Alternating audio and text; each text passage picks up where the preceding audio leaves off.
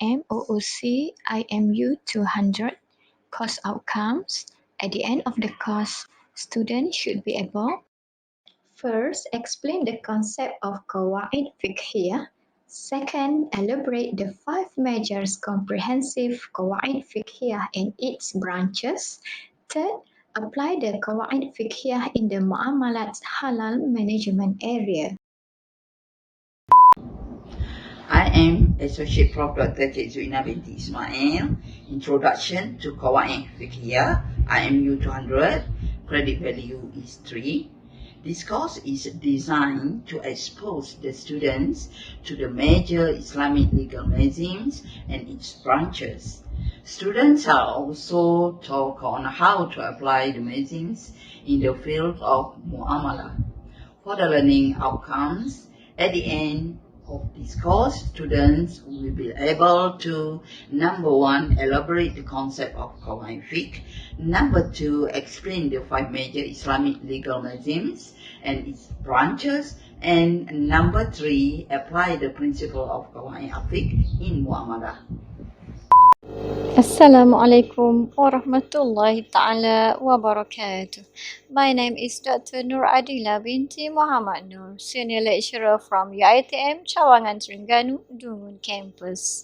My dear beloved brothers and sisters, let us have taqwa to Allah subhanahu wa ta'ala, perform all of His commandments, avoid all of His prohibitions, hold on tight to the 2 living legacies of the Prophet Sallallahu Alaihi Wasallam, that is the Al-Quran and As-Sunnah. In principle, Islamic Sharia aims to preserve the well-being of the individual and society. Islamic laws are established with the objective of defending this exact purpose, to assist in the betterment and perfection of human life in this world. But what is maqasid syar'iyyah? Why do we need to understand this, and what is the benefit to our religious life?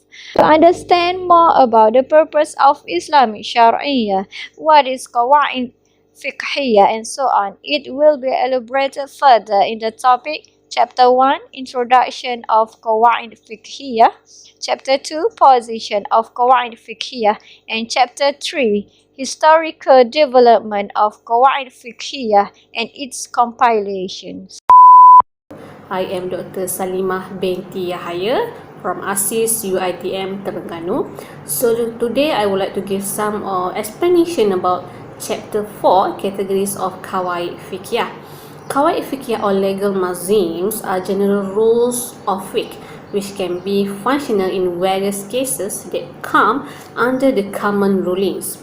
These legal maxims play a significant role in the construction of Islamic law, for they are used as principle to presume many rules of fiqh.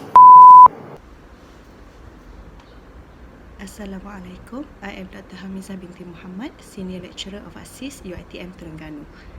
Intention or niyah is a fundamental concept of Islamic religious law as a whole. Every human act or conduct is judged by his intention.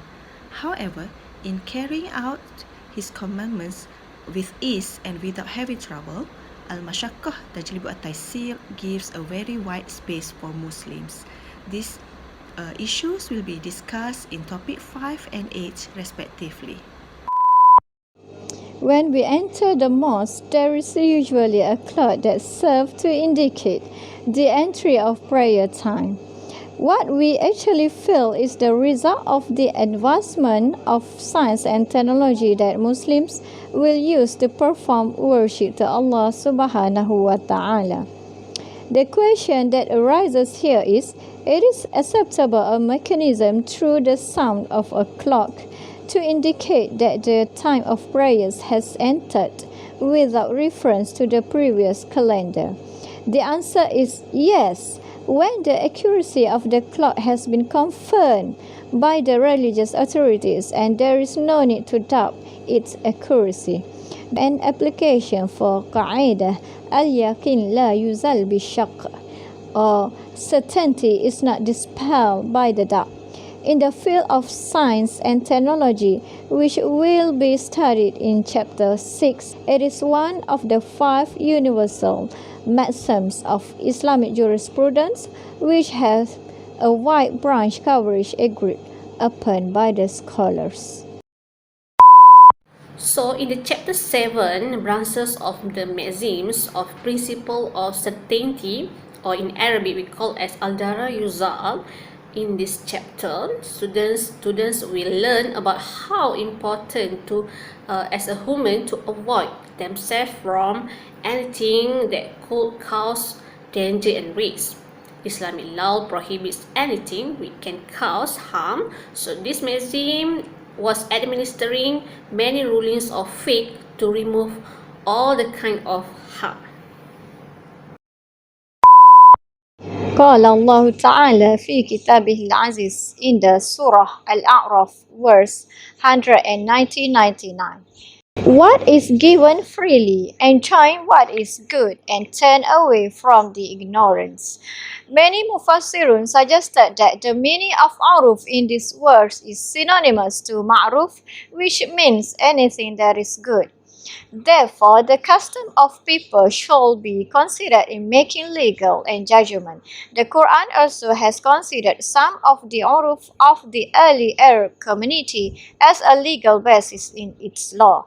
For instance, the principle of diyat, which was practiced in the early community, has been approved by the Quran. Another example is the right and duties of husbands and wife are partially determined by custom. To understand more about Qa'idah al-'Adah Muhakkamah in Qawaid Fiqh, it will be elaborated further in the topic 9.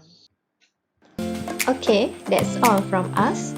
Hope you will enjoy with MOOC IMU200.